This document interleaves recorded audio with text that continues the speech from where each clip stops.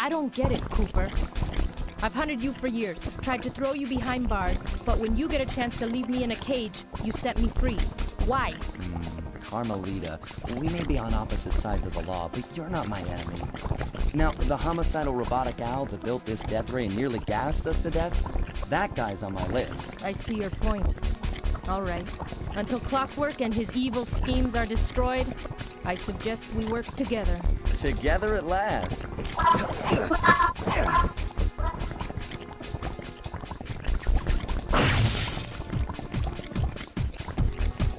Wait, I need that cane. It's been in my family for generations. Don't worry, Ringtail. I'll cover you while you get it back. If you can, make your way to the top of the death ray. I stashed my jetpack there before Clockwork nabbed me. Now that we're a team and all, I need to leave your side. Hold on. This truce is only temporary. Once we beat Clockwork, I'm coming after you.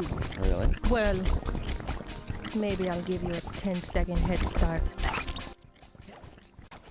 We've played as Sly, we've played as Murray, we've played as Bentley. It's Carmelita's turn, and she really, really didn't have Sly's back there. Hello everyone and everything, and welcome back to more Sly Cooper and the Thievius Raccoonus. In the last episode, we made our way further into Clockwork's fortress, taking down a bunch of mechanical falcons. Don't worry about it, Sly. He'll be back on your feet in no time. Taking down a... no, Mechanical Falcons was 2 episodes ago. We conquered a huge platforming challenge and hacked our way into the mainframe as Bentley. This is hard. In this episode, we have got an escort mission with a twist. Usually, these turret sort of missions are Sly protecting Murray. Now, it's Carmelita protecting Sly. What a cool twist, both on like the Murray levels and the levels we've done as Sly, running away from Carmelita's shots. And we see just how easy she was taking it on us. Look how rapid fire she shoots and how fast the bullets are. She's definitely got a soft spot for the old ringtail here. More falcons. And those slugmas down at the bottom were just moving way faster than I thought they would. There's going to be some more up ahead here, so let's stay vigilant. Oh yeah, break the thing. I know one's coming from that tube. Don't even try. Okay. I think one comes from the tube again. Yep. Yep. Come on. Okay. And then there should be one coming from this tube that Sly is right on top of. And I know this because they have gotten me 100 times in past playthroughs. It is mean. It is mean of them to do it this way. But I'm meaner because I memorized it. Head onward, Sly. Nice job, Raccoon.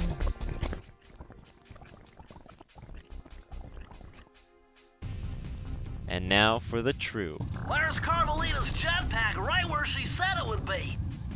The magnetronic support field for the death ray got destroyed as you were making a run for your cane. You'd better hurry. This whole thing is about to fall apart. I'm on it. It's time for the true test of Sly's platforming skills. Everything he's learned as a thief through this whole adventure is about to be seriously tested. It's sinking fast. Climb, Sly, climb! This is the very first level that we are basically required to do a Master Thief sprint through. As the lava, oh, I guess the lava level is not really rising, but functionally it is. With your cane, you've got to keep moving. That was terrible. I got attached to the hook.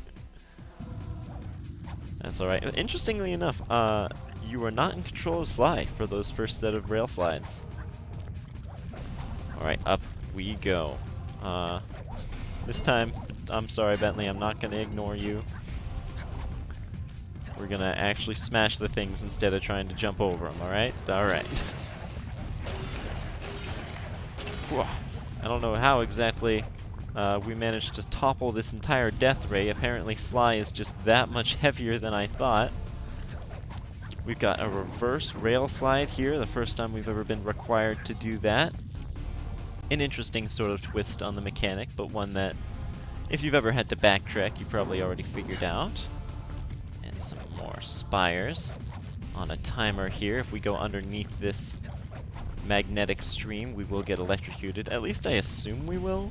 I'm not sure it's ever happened to me. I might have to find out. Not right now, though. Right now, there are very pressing issues at hand. We got this, we got this, we got this. These things always look like droids of some kind. Anyway, we are up, and we are up. Don't get too hasty here. We do not have our horseshoes. Where am I going? Straight ahead. We got it. And that's that. I really do hate to cut things off right at the end here, but I got a quota of speedruns to keep, and today's is Duel by the Dragon. Now, I don't know any skips for this one, and I deliberately decided not to look up any, because I want this to be a speedrunning challenge, not just a speedrunning showcase of skips that I know how to do.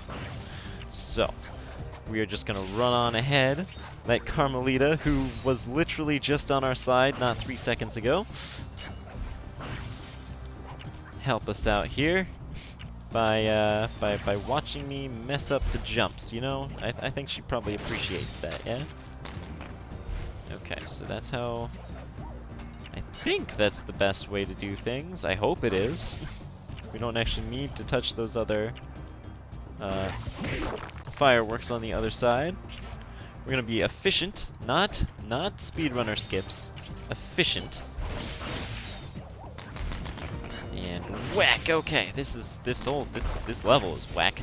That was a terrible joke. That was the worst one I've made, and that is an achievement at that. Okay, we're gonna head onwards. Now this whole section, which you kind of have to do some waiting to get through, is gonna be its own beast of a thing. I get it. I get it. Yeah. Now we just gotta wait.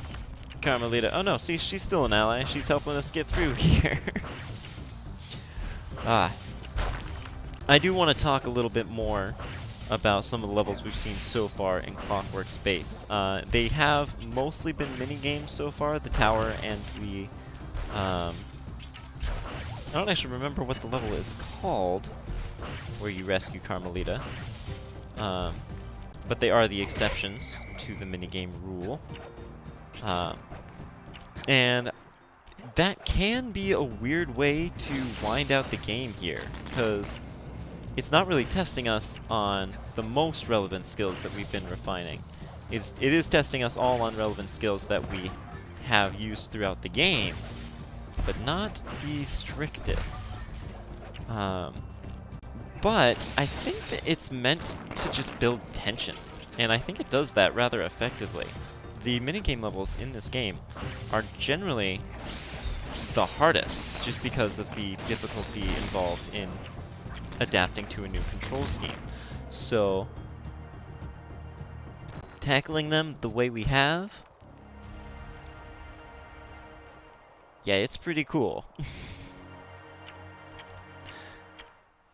But that's gonna do it there for that speedrun. I am really surprised by how quickly that went by. That didn't even take me multiple tries, and I was fumbling around a bit.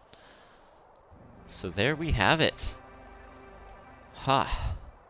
I will thank you guys here and now for watching. It has been quite the ride, but it's coming to a close. The next episode will be the finale.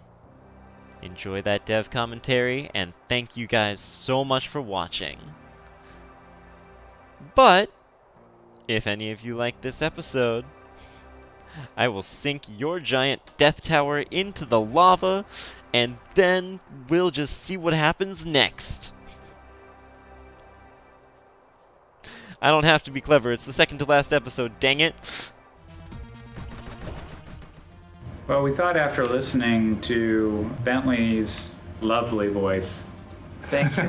for the whole game. It's dulcet is the word I was looking for. Dulcet tones. We thought Bentley. people in general would want to play as Bentley.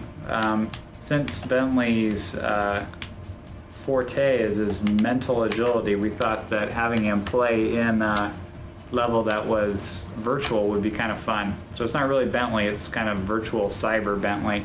We originally had a really, really old school look for this level where everything was just line art. So Like Battle Zone or something. like Battle Zone, yeah.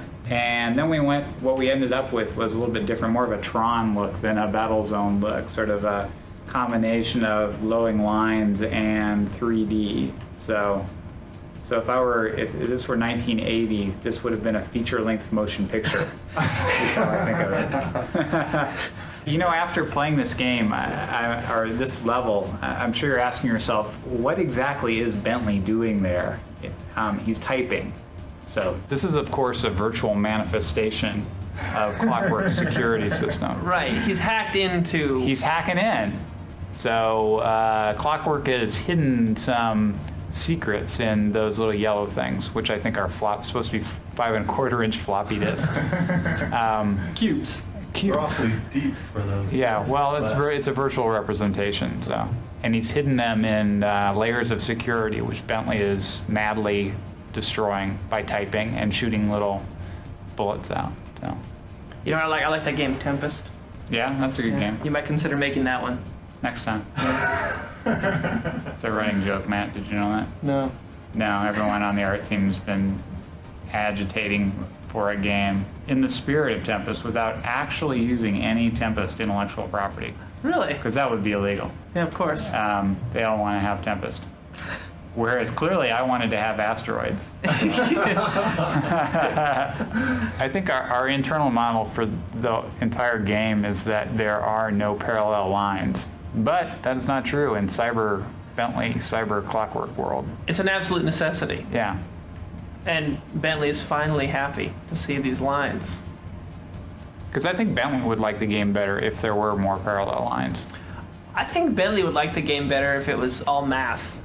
Yeah? If it was just a math game where you did some addition and subtraction Cool. Yeah. and worked out some square roots and some logarithms. Sure. Factors and primes. Yeah, exactly. Why didn't you put any primes to factor in this game? I don't know. We wanted to save something for the sequel.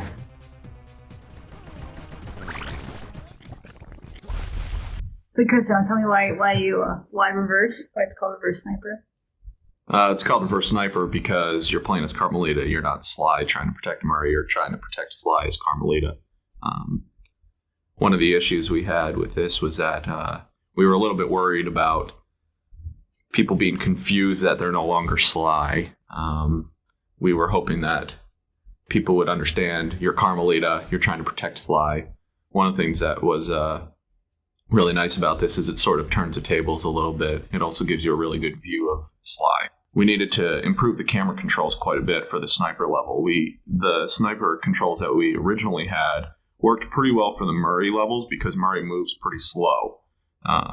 In this level, because Sly moves so much faster than Murray and does so much more sort of vertical move than in the Murray levels, we really needed to improve the camera controls quite a bit for this. And so that was one sort of other thing that we needed to change for this level. And really, in the initial camera position, everything about it was composed by Chris, by the designer, by you. It was we adjust things along the way, which is one of the highlights of the level, is that we really adjusted things to be actually better play and to also compose it a bit better, to make it more like a big like a lava dam, a big industrial lava dam.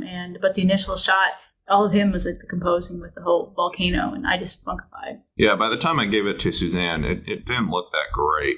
By the time it got done, it ends up looking like this great dam, and there's all these moving parts that Suzanne put in. Originally, it was very static, which, because you're not traveling through the world, it's really necessary to have a lot of moving parts. From the very first shot, all the elevation you're seeing is actually done by the designer, which is, all the elevation changes, the diagonals, the path is pretty much final. Like, we changed about 10% toward the end to make it more interesting, and but that was really fun. So it's kind of surprising because visually it's really interesting. You actually really, as a designer, really thought about the big picture, about the path being interesting. So I didn't have to do that much modification. As we were originally designing, we thought it'd be cooler if they came out of lava caves, because that was organic, but it didn't work for play. And so we, being a machinery thing, we said, oh, let's just make them all pipes. The nice thing about the pipes, they have a little light source on top that kind of tells you, like, it should be blinking and things like that to tell you, like, hey, the lava guy's coming. And every time you see that pipe, you know by the model that, oh, the lava guy is going to come out of that. It's like these consistent elements that you model it, like, kind of leads the player to know what's going to happen next.